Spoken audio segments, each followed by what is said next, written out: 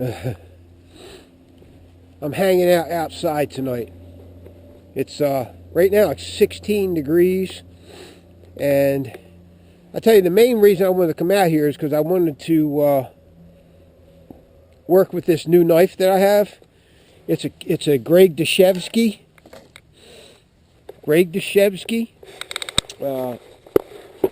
So it's Greg Deshevsky Custom Knives. He sent me this for review, and before I review it, I want to work with it. Now, you're going to be surprised, but this knife does have a hollow grind. And we'll talk about that, and why it has a hollow grind, and why I still like it. Okay? I don't like all hollow grinds. It depends on the maker and how thick the steel is that it's made from. You know what I mean? So we'll talk about all that. It is a beautiful knife. Cuts well. The workmanship is flawless. He did a very good job. It's beautiful. Absolutely beautiful. Very nice palm swell. Comfortable. It's a fairly small knife. Got a 3.5-inch blade and about a 3 3/4-inch handle. Almost 4 inches on that handle. Got a nice pinky swell, choil in the back, a small finger guard in the front, and it's very comfortable. I'm pretty impressed with this knife. Very comfortable handle. We're talking D2 tool steel, 5/32 inch thick, 90-degree spine, hollow grind, which lends well for skinning and field dressing. That is what this knife is designed to do, although it'll do camp chores as well, you know, bushcraft style stuff, you know, to include a little bit of batoning.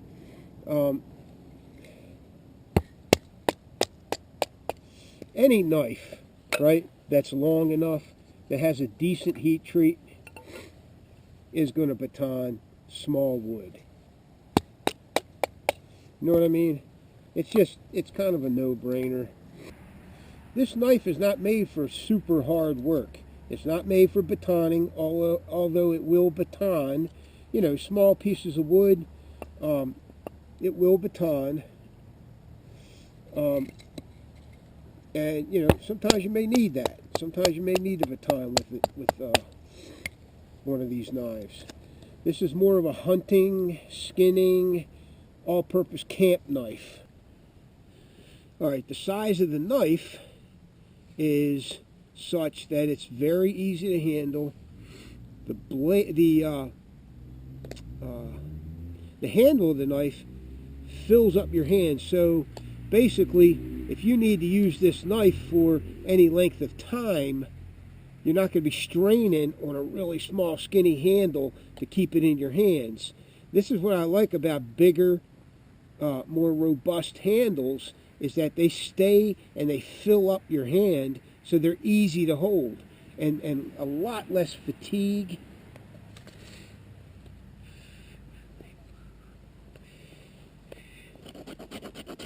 "90-degree spine."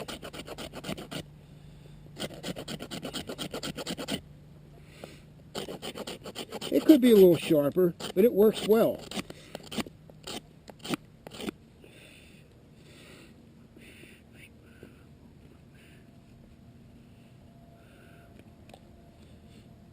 Now, when I do trap and snare notches, I don't make these big honking, real deep notches, so it will fall evenly when it's tripped.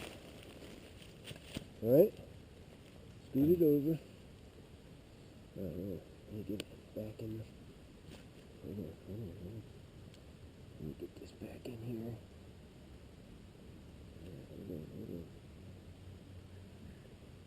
It's a pain in the butt to set these things sometimes. All right, give me some weight.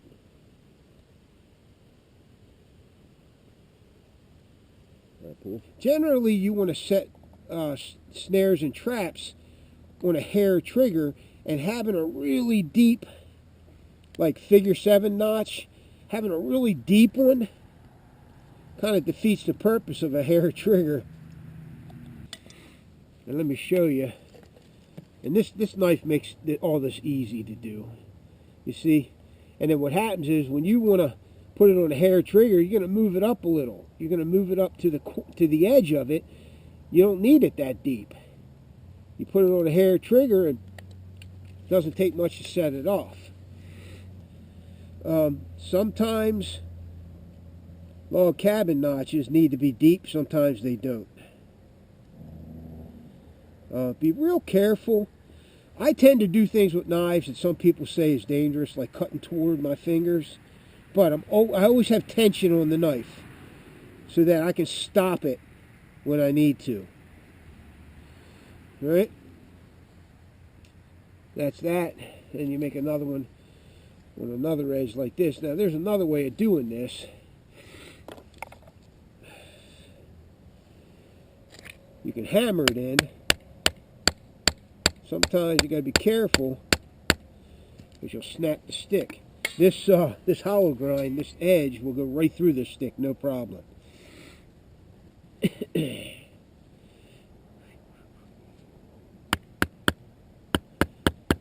saw that before when I was chopping the sticks in half. Alright, there we go.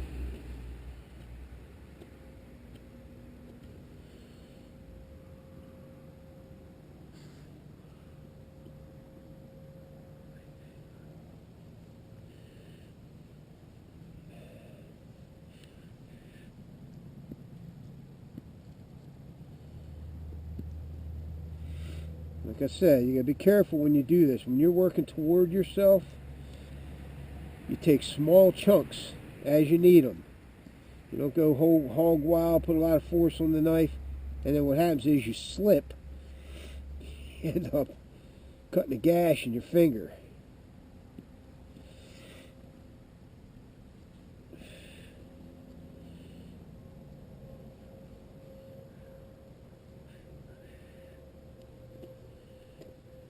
There we go. Not too bad. Should be a little rounder, but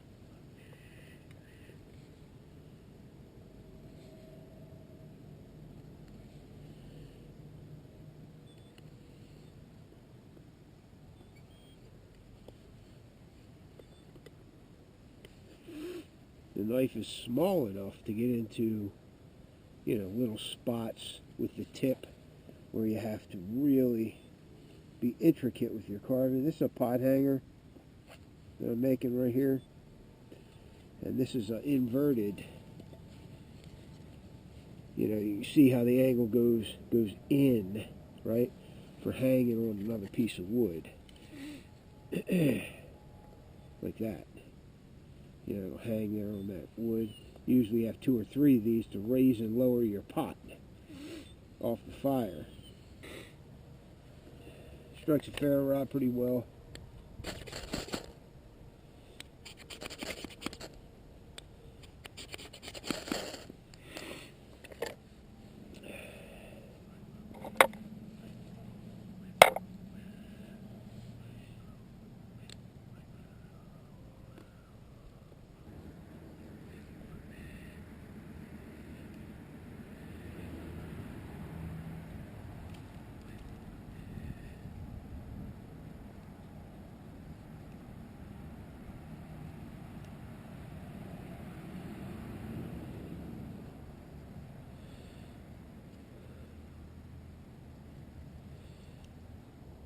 The hollow grind on this knife really makes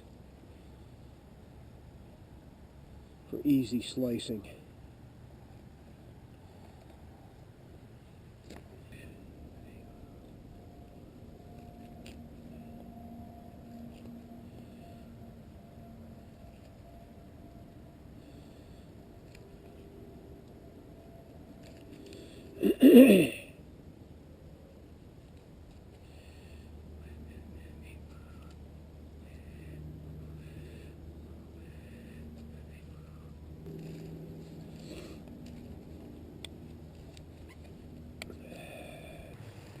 See if she'll strike a ferro rod. I'm going to get some compactness to it. And put it right in here.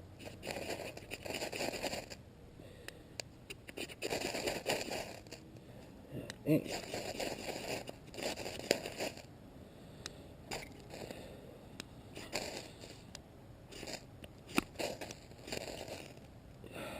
There we go. Woo! Now I have to admit, the larger around the ferro rod, the more sparks you're going to get out of it. That's why a lot of people like those really thick 1/2 inch by 6 inch ferro rods. Now I usually don't carry them in the field. I just think they're overkill and heavy, especially on a sheath system. But they do make starting fires with ferro rods a little bit easier. There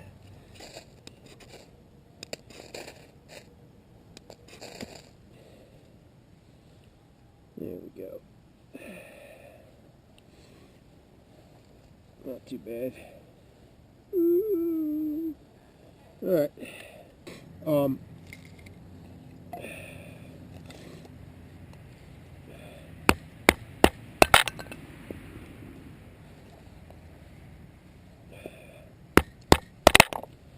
I mean, it's a very strong edge because it's thicker steel.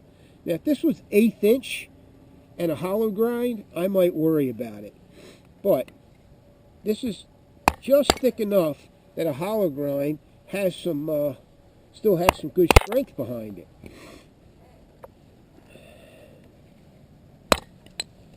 Not bad. And that edge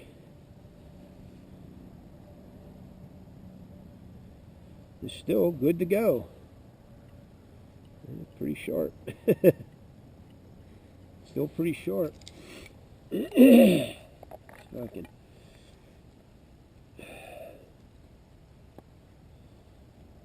Yep. Not bad. I just broke the stick.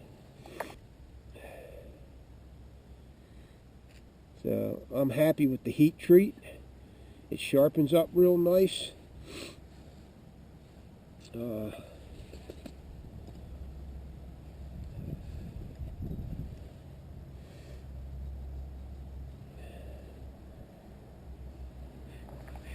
Kiva? Kiva?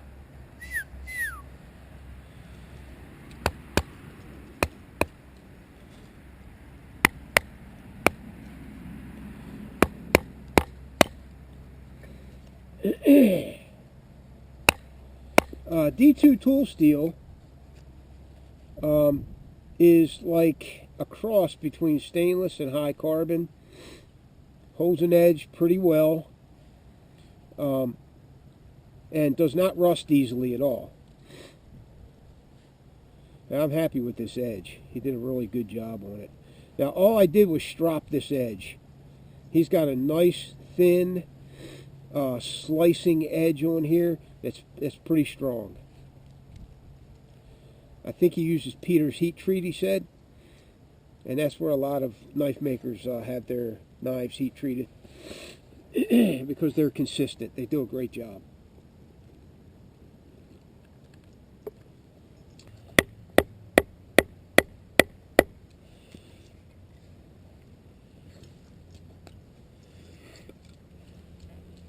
Now, the tasks that I'm doing with this knife now are simple bushcraft style tasks that should not hurt the knife, because I'm not doing big honking pieces of wood. I'm not doing big honking log cabin notches. These are small notches for doing various things around camp. Building stuff, building traps and snares, stuff like that, okay? This notch here, this log cabin notch, is used in a lot of applications throughout camp in a bushcraft setting. You know, you can put two pieces of wood together strongly with this and make like you can make ladders, frames for beds, stuff like that. It's kind of limited by your imagination.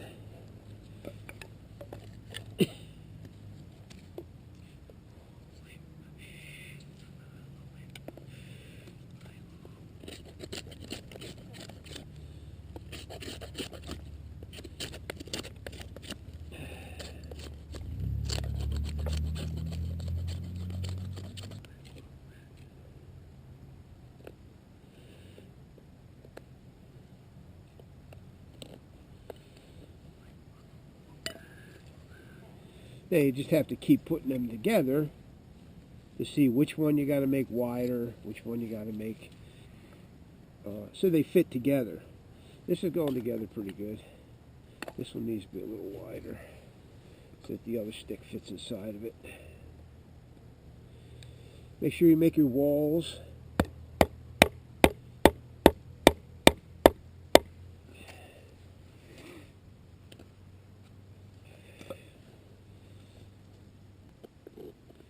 The intended purpose for this knife is what I said: skinning, field dressing, and light camp chores, right? But just because a knife has an intended purpose does not mean that it doesn't have an overlap area too, because most knives do. Except for highly specialized knives, most knives have an overlap area. Like this one, you can do bushcraft style chores with it. It doesn't have to be just a hunting, skinning, field dressing knife, you know.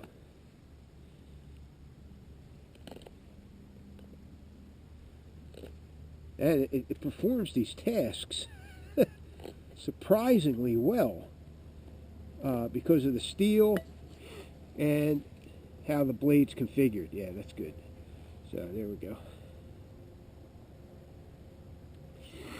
All right. Have I mentioned I'm impressed with this knife yet? Now, I've been working for a good hour with this blade, and the edge is still sharp, very sharp. I don't see any rolling, no chipping. The grind is fine. The hollow grind is fine. I knew it would be. This is by no means a weak knife because it has a hollow grind. Like I said, if it was thinner steel and a hollow grind, then it might be too thin. You might end up bending that blade if you wanted to do a little bit of batoning or stuff. But this thing batons well because it's thicker steel. He's got more meat behind that grind.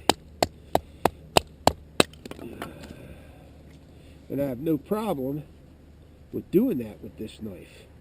Okay, so let me do a little recap here. Here's the knife, all right? There's his logo, GD. right? D2 tool steel. I like it when a maker puts the name of the steel on the knife, because, man, unless you got x-ray vision or you got like some Steve Austin thing going on with your eyes, who can tell what steel a knife is just by looking at it? Okay, I can't, right? So, well, I've been around knives all my life. Love them, collect them, use them, just love them. Anyway, here it is. All right, so there's the knife. Let's look at the leather sheath.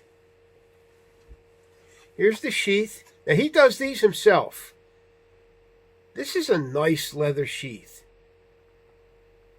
The only other thing I could add, you know, there's always going to be some constructive criticism in a review. There should be, right? If you're a decent reviewer, the only thing I could say about the leather sheath is he might want to tighten it up a little. Do a little wet molding, right? So that the knife doesn't easily fall out of the sheath. I know it's nearly a full coverage sheath, but if you're running in the field, there is a good chance you're going to lose this knife out of this sheath. That's why I do KYDEX, okay? But that's the only thing I can say. Other than that, it's well built, well stitched. His tooling is flawless. I mean, he's really good, right? It's fairly simple, but the tooling is not. That's some pretty hard tooling to do by hand. These are stamps. All this has to be done by hand. All of it, right? The seam, everything, the separation lines, all have to be done by hand. Great job. Absolutely great job. All right? In conclusion, would I buy this knife if I were in the market for a knife like this? A field dressing Skinner camp knife? Yes. I would spend the money on this knife. Absolutely. And I'm picky. All right, guys. That's it. This is Doug Wilson from Yellow Hawk Customs Outdoors. Thanks for watching this review of the Dash Customs Hunter Morel R. See ya!